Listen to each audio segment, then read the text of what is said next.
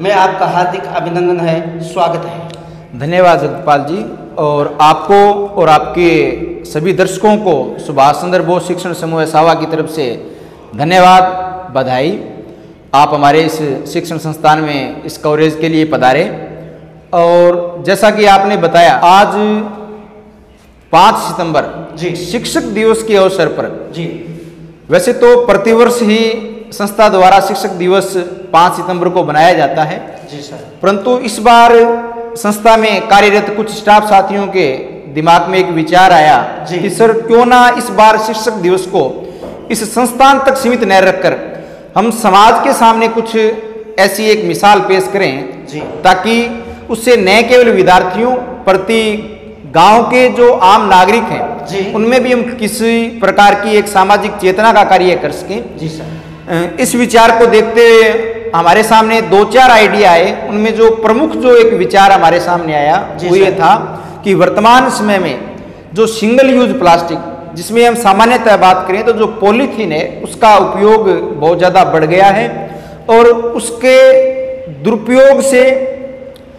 वर्तमान समय में पर्यावरण संबंधी अनेक समस्याएं हमारे सामने आ रही हैं। जी सर, तो उससे किस प्रकार हम निजात पा सकें, इसको देखते हुए हमने इस अवसर पर इस शिक्षक दिवस को विशेष मनाने की योजना बनाई। जी सर, और उस पर पूरी टीम ने काम किया और आपने देखा कि सावा के मुख्य बाजार और जो मेन मार्केट का जो रास्ता और जो बस स्टैंड का जो रास्ता था उस पर विद्यार्थियों और मेरे स्टाफ साथियों ने मिलकर पॉलीथीन मुक्त सावा बनाने का जो प्रयास किया गया, उसके अंतर्गत सफाई व्यवस्था का कार्यक्रम आज का पूरे दिन का हमारा रहा।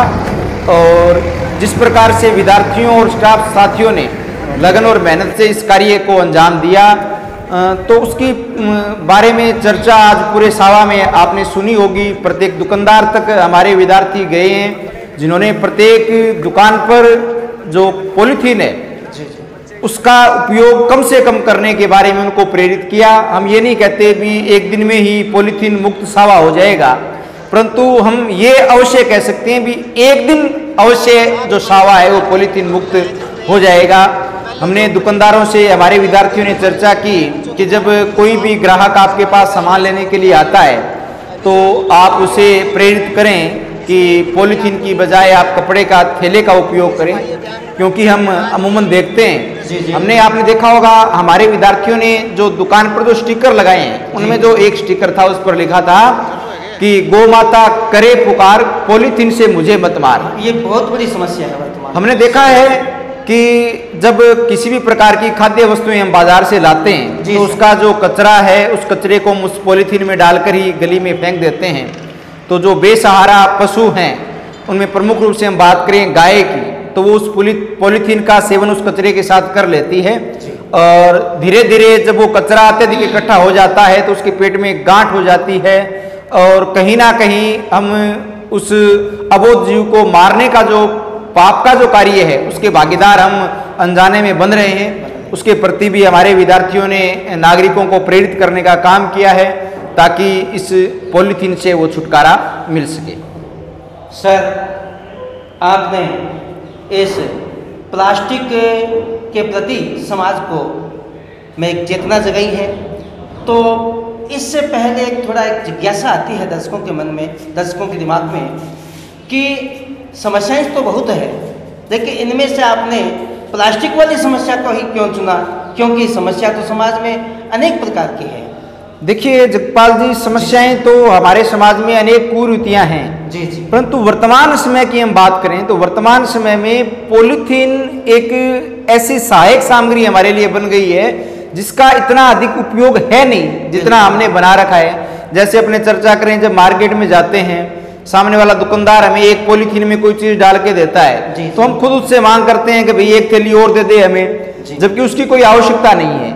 तो इस प्रकार का जो प्लास्टिक जिसका निस्तारण किसी भी प्रकार से संभव नहीं है जी। आप अगर उसे जलाएंगे तो उसके कारण वायु प्रदूषण होगा, अगर आप उसको मृदा में दबाएंगे तो वो लंबे समय तक उसका निपटान नहीं हो पाता, तो उसके कारण भूमि प्रदूषण होता है। अगर आप उसको नालियों में अगर फेंक देते हैं, जैसे आज आपने देखा सावा में अनेक जगह नालियों में समस्या आ रही थी कि पूरी की पूरी नालियां वो अवरुद्ध हो जाती हैं और पीछे का जो पानी है या जो अन्य कचरा है वो आकर वहां रुक जाता है।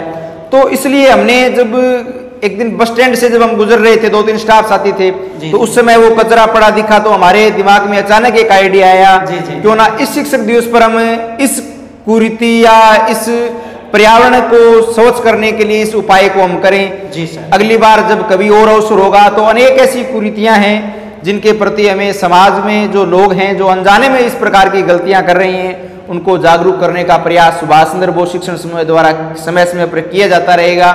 क्योंकि एक जो शिक्षक है उसका दायित्व है न केवल विद्यार्थी को शिक्षा देना, पढ़ाना मात्र नहीं। हाँ, पढ़ाना, किताबी ज्ञान केवल उसका उद्देश्य नहीं है, उसका उद्देश्य समाज को सही रास्ते पर ले जाना, राष्ट्र का निर्माण करने में जो नौजवान जो युवा साथी हैं उनको तैयार करना, इस प्रकार का दायित्व है वो सुभाष चंद्र बोस शिक्षण समूह सावा समझता है। और आगे भी इस प्रकार के कार्यक्रम है वो निरंतर इस संस्थान द्वारा आपको देखने को मिलते रहेंगे। सर, जैसा कि आपने बताया कि आज जो प्लास्टिक है वह हमारे जीवन का एक अंग बनता जा रहा है, तो प्यारे दर्शकों, इसी समस्या को लेकर के इन्होंने प्लास्टिक को ही अपना विषय चुना। तो हमने आज देखा था, प्यारे दर्शकों आपको बताना चाहूँगा कि विद्यालय परिसर से लेकर के और जो बस स्टैंड है उनके बीच में लगभग 1 किलोमीटर की दूरी है। तो इस 1 किलोमीटर की दूरी में अलग अलग टीमें बनाई हुई थी और उन टीमों ने अपने अपने जो काम उनको सौंपा गया था वो स्वतः ही कर रही थी। तो मैं पूछना चाहूँगा कि इतनी बड़ी मुहिम को, इतने बड़े काम को अंजाम देना, उसका प्रबंधन करना कोई छोटी बात या आसान काम नहीं है, तो आपने यह किस प्रकार से संभव किया?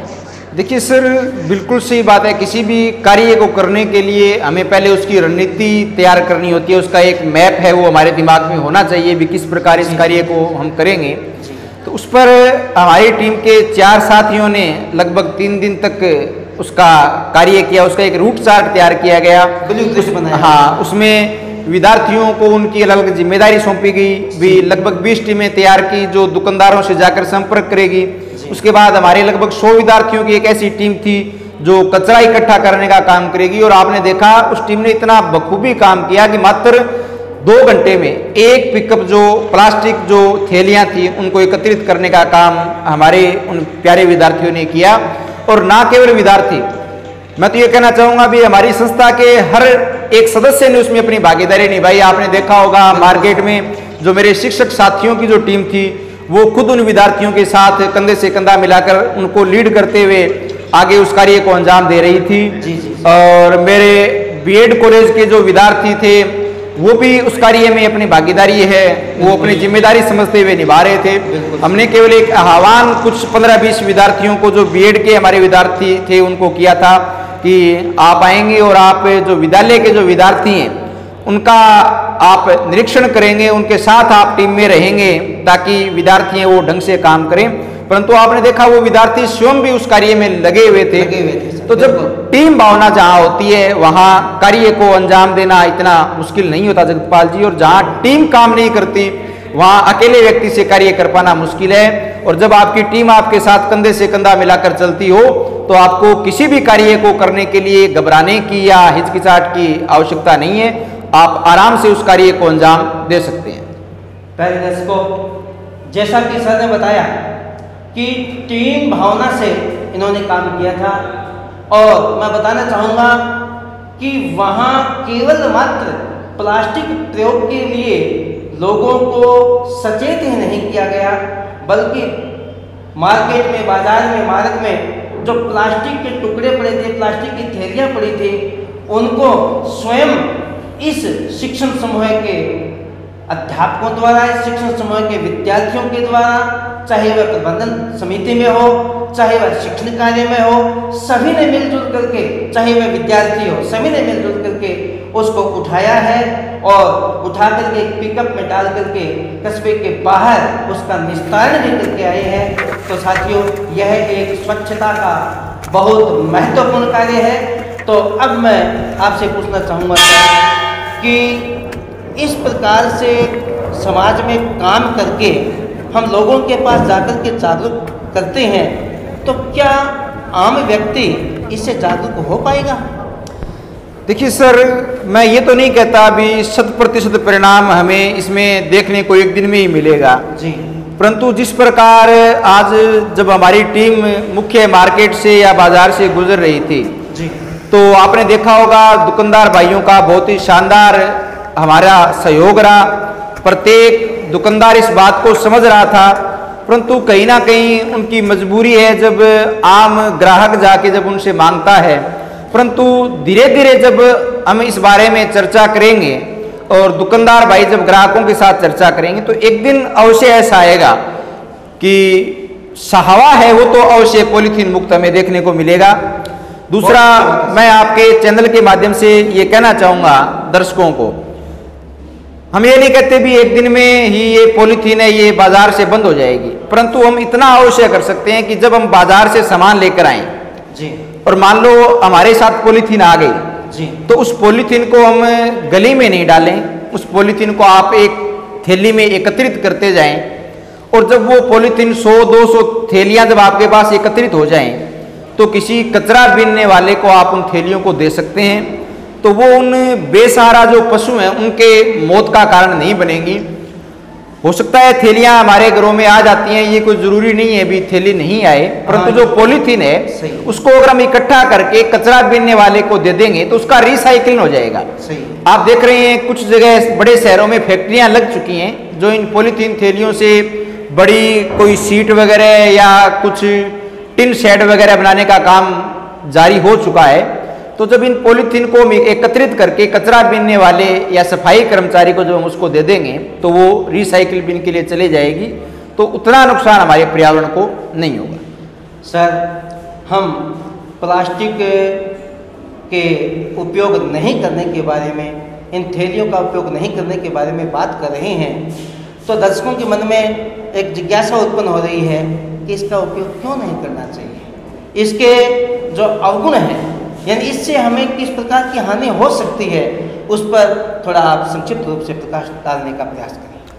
देखिए सर, आपने देखा होगा पिछले 10 वर्षों में जी सर, कैंसर के इतने ज़्यादा मरीज हमारे एरिया में भी देखने को मिल रहे हैं जी, जो पहले कहीं कहीं सुनने मात्र को मिलता था भी उस फला व्यक्ति को उस गांव में कैंसर की बीमारी है जी।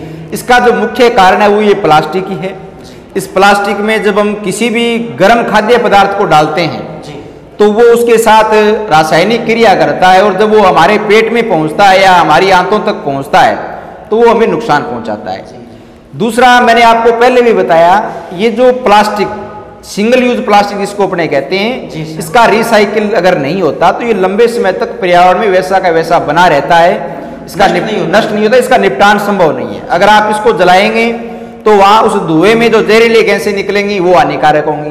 उसके कारण आप देख रहे हैं दिन प्रतिदिन वर्षा नहीं हो रही है। इसका मुख्य कारण यही है भी हमारे चारों ओर कार्बन डाइऑक्साइड और सल्फर डाइऑक्साइड की मात्रा अत्यधिक बढ़ गई है। उससे अगर वर्षा होगी तो भी वो अम्लीय वर्षा होगी, जिसके कारण व्यक्तियों में चर्म रोग, पशुओं में चर्म रोग और जो पत्थर की बनी जो इमारतें हैं उनको भी नुकसान होता है।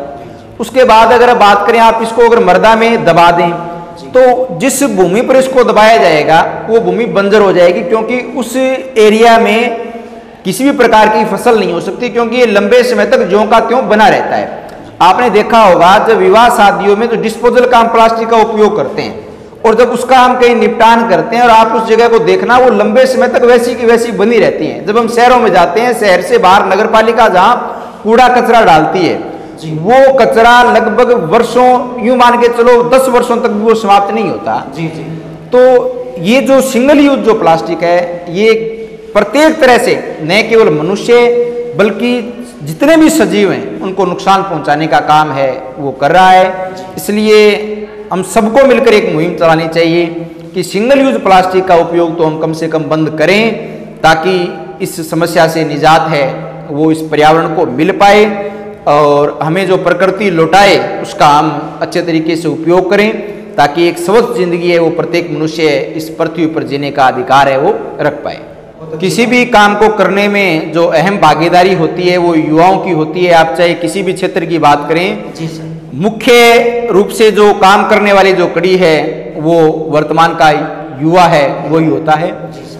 तो मैं युवाओं से यही कहना चाहूँगा भी हमें जितने भी हमारे आसपास के दुकानदार भाई हैं या हमारे परिवार के जो सदस्य हैं, हमारी जिम्मेदारी बनती है, अगर एक युवा अगर एक किसी भी अन्य आम नागरिक को इसके प्रति अवेयर करता है या जागरूक करता है तो एक बहुत बड़ी संख्या में हम इसके प्रति जागरूकता है वो लोगों में ला सकते हैं और धीरे धीरे इस सिंगल प्लास्टिक यूज को हम कम करने का काम कर सकते हैं। सर, आपने बहुत अच्छी बात बताई, बहुत ही बढ़िया संदेश कि युवा ही राष्ट्र के विकास का निर्माता है। युवाओं के कंधों पर ही राष्ट्र का जो विकास है वो टिका है।